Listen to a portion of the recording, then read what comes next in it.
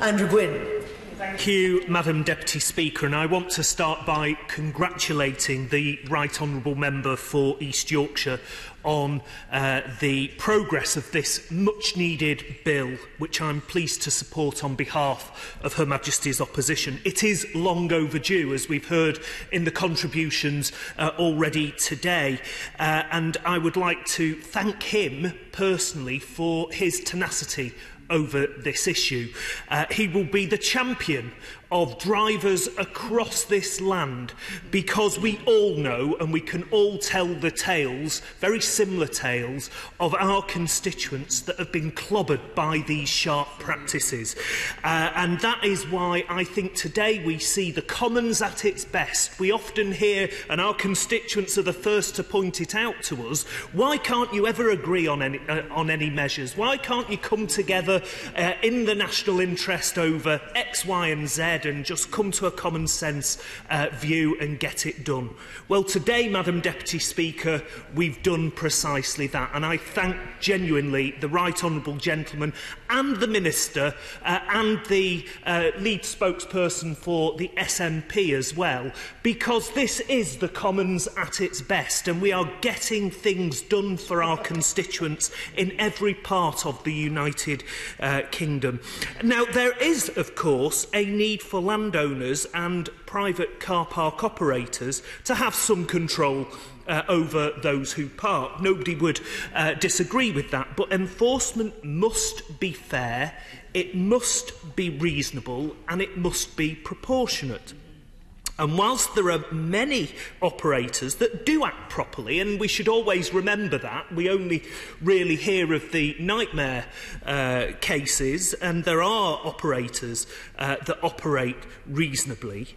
The point is that it is these bad practices that we've talked about today that colour people's views of all parking operators, and that is why the bill is so important, because it is that uniformity in the code of practice. It is giving people the certainty as to what the rules are across all private car parks. And I would say I've got some very similar cases to the Honourable Gentleman for Perth and North Perthshire. I've got a cross-borough constituency, so I'll give just two examples, one in each of my boroughs. There's a car park, a private car park, very small car park in Denton, in the main town that makes up my constituency. It's next to a building that was a bank until very recently. And a customer of the bank rightly parked into this car park next to the bank that she was going into, only to then receive some very forceful letters and these parking charge notices that look like penalty charge notices a few days later. She hadn't realised that the car park next to the bank wasn't actually linked to the bank. There was no signage up. Now, she successfully appealed that with the help of my constituency office, but how many people would have been frightened into just paying the charge because of the official-looking notice that they got? The other is a large retail car park in Stockport, and until very recently, they didn't charge for disabled people who display a blue badge. Now, rightly, the way the car park is designed, the disabled parking bays are closest to the retail units. Unfortunately, the pay and display machines are at the far end of the car park. You couldn't get any further away from the retail facilities for the pay and display machines to where the disabled parking bays are.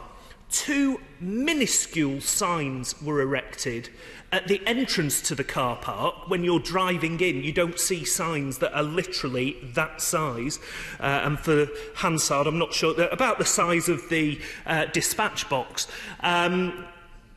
Minuscule. And so disabled constituents of mine parked, as they always have done, in the disabled bay, did their shopping and drove away, only to be given a parking charge notice a few days later. Again, so wrong that there wasn't even a sign on the disabled parking bays, let alone a pay and display machine close to the disabled parking bays. I'm sure that actually probably contravenes the Equalities Act, along with several other laws. And this is what is so wrong, and why I am so grateful to the Right Honourable Gentleman for bringing forward these measures today.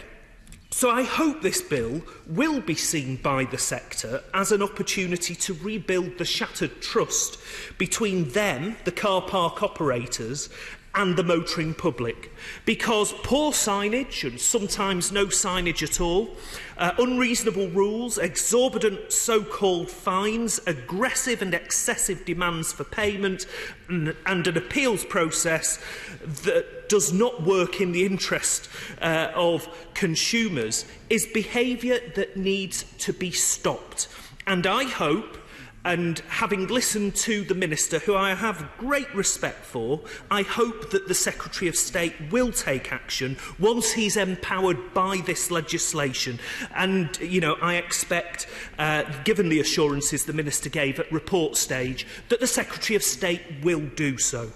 Similarly, action must be taken to ensure that parking companies are not able to raise the levels of fines to mitigate for the levy to facilitate for this new scheme. We need to crack down on this bogus procedure whereby they are able to make their fines look official. They are not penalty charge notices. They are nothing of the sort. And to frighten particularly vulnerable and elderly people into paying up unreasonable charges when they don't have to, I think is wrong, and again is something that this bill seeks to address.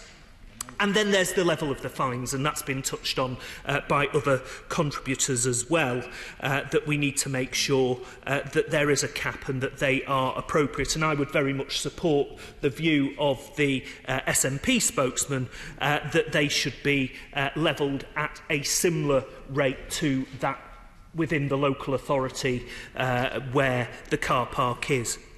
It is absolutely right, Madam Deputy Speaker, to ultimately deny access to DVLA records to those companies not properly adhering to the code.